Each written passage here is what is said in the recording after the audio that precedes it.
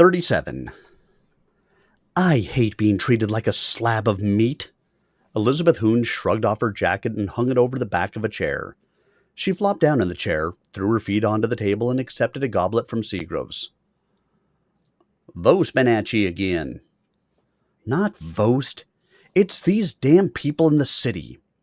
Every time I go somewhere, and even when I don't, there's always someone lurking around trying to make a deal. I don't know what they want. I just wish they'd leave me alone. All I want is to do my job, get paid, and be left alone. You don't understand the situation, do you, Beth? You're a mercenary now. You do things for pay, and it's the pay that's important. Seagroves gestured around the room, with every surface glowing with gold. Just look at how well I'm doing. I've got an agent out there getting me all the gold I can handle. I'll be so rich when this is over that no one will be able to touch me. They want to know what you want, decide what it is, and get on with it. Gold doesn't have any value here, you fool. No wonder they give you all you want. It's iron they want, not gold. But they will, trust me. Everyone wants gold. Maybe not today, maybe not tomorrow, but sooner or later, they'll want gold. And I'll have it. Then I'll be rich. Suddenly the door to Seagroves' sitting room opened violently to reveal Vost and Pesht, who entered unbidden. Seagroves made a mental note to lock the door after anyone came. He hated being surprised by visitors. He rose now and threw the bolt with pointed significance. To what do I owe this special surprise?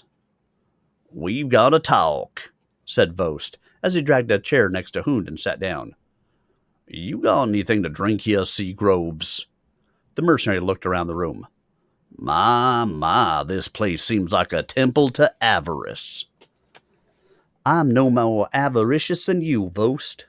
It's just that we're interested in different things. We all have our way of keeping score. Mine is money, especially gold. I don't cop at you for your way. At least I won't get some disease from the gold. Neither will I. And as far as disease goes, you've already got it. It's a disease called stupid greed. If it doesn't kill you, it could kill one of us. Why don't you just dump this stuff and collect something else?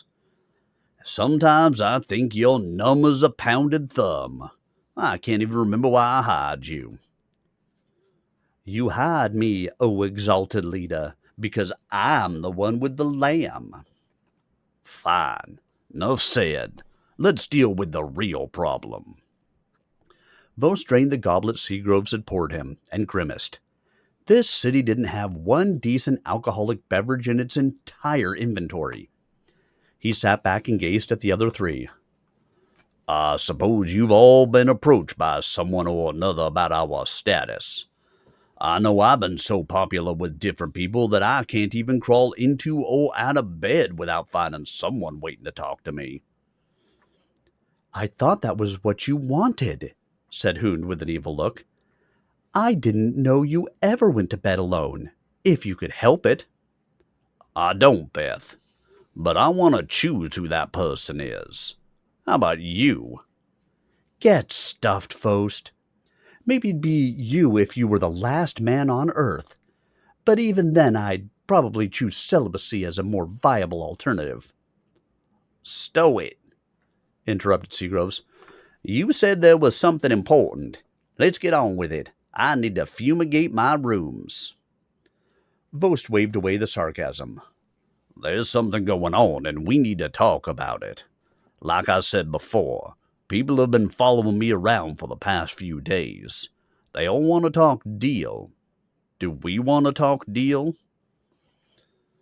Same here, said Pesht. He didn't want to elaborate on the subject. He'd been talking deal almost since they'd arrived in New Segumo, but these offers were different. From what I understand, it's a consortium of businessmen from all three cities. They're outside the normal channels of power. The others confirmed Pesht's words. There was another group, a gaggle of financiers, religious leaders, and officers who were willing to pay for the services of the mercenaries. The contact with this group was tenuous. None of the mercs was quite sure who was in charge. Pesht raised an even bigger issue. He wondered if it wasn't all a trap on the part of Tsurayuki. Perhaps the Usagumo Shiriyosha was trying to trick the mercenaries. The others thought about it and then discarded the idea. They could see no reason for Tsurayuki to try to trap them. The only motive would be if he had reason to believe the mercenaries were not loyal to him. Everyone at the meeting assured everyone else that they'd never considered cutting another deal after the first few days. On this point, all were quite adamant. "Well, it looks like Tsurayuki has competition," Vos said. "So, let's see what the others have to offer. It can't hurt." Pesht contemplated the toes of his boots. "What about beating the bushes for the others? I mean, if we can sit here doing nothing and still find competition for the Usagumo, how many others might be out there? Why not take a look? Maybe we've been too sedentary. Maybe we need to do some looking." Everyone fell silent for a moment. They'd all been thinking the same thing for at least half the meeting, and now someone had verbalized their thoughts. They agreed.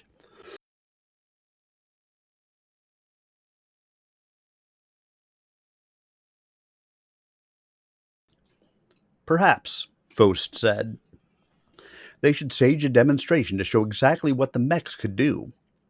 Smiles and agreement.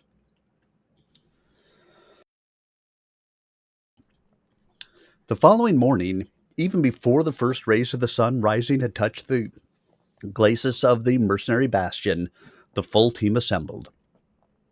They came as individuals, each one drifting through the pre-dawn darkness to rendezvous at the entrance. Silently, the ground crew took up defensive positions within the covered way. Silently, the pilots conducted the last pre-op checks on the great battle mechs. As sunlight began to dapple the forward slope of the bastion, all three monsters came to life. In an explosive roar that reverberated within the fortress, and then from the walls of Usagumo, all three mechs cleared the walls and began their violent sales pitch to those interested in absolute power. They cruised north at 40 kilometers per hour, an easy pace for all three mechs. They bypassed Amatukaze in the early dawn, the guards at the gate agape as they watched the metal monsters stride past. An hour later, they assembled before the walls of Osio. The fortifications were laid out as regular works: bonnets, revelines, lunes, and demilunes protecting the main rampart. The works were unmanned because there was plenty of time to reach the works before any adversary could storm the glacis and counterscarp. It was a perfect place for a mech demonstration. Vos did not want to kill people, just destroy property. Killing would only lead to hard feelings on the part of the survivors. A vendetta might follow. That was not the point of the exercise.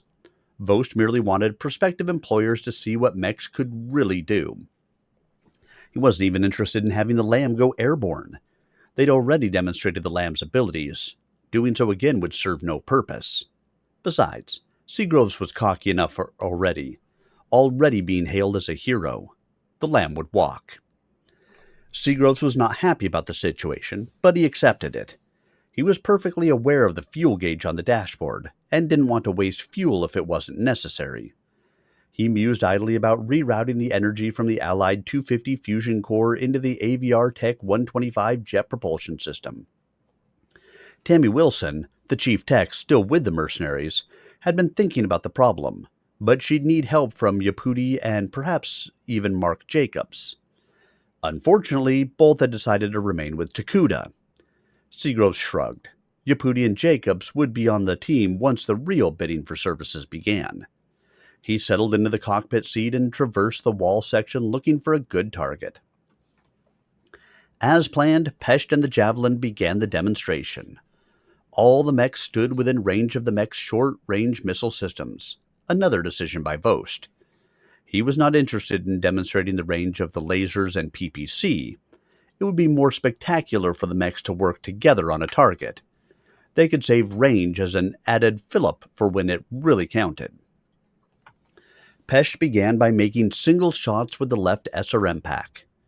There was an explosion and then the blast of an arcing missile. The first one struck square on the glacis of a bastion, exploding like a bright flower against the stonework. Pieces of the outer face peeled away, hurtling through the morning air.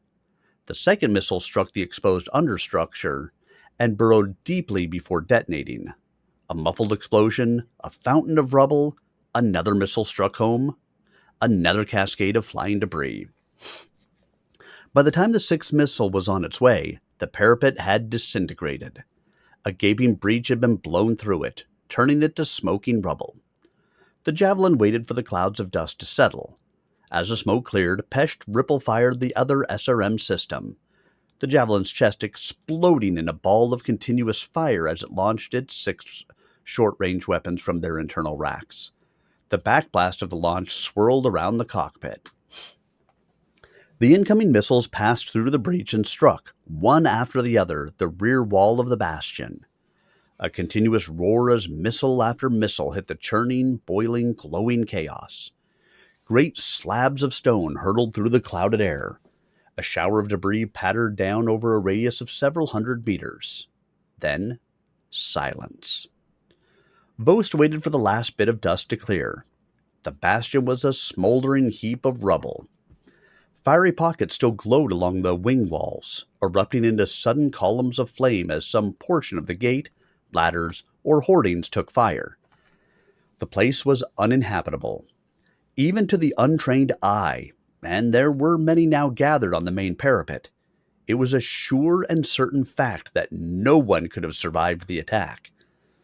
Vost pushed forward on the throttle and let his panther step over the covered way and into the bastion. He swung the mech's torso back and forth, raising the right arm.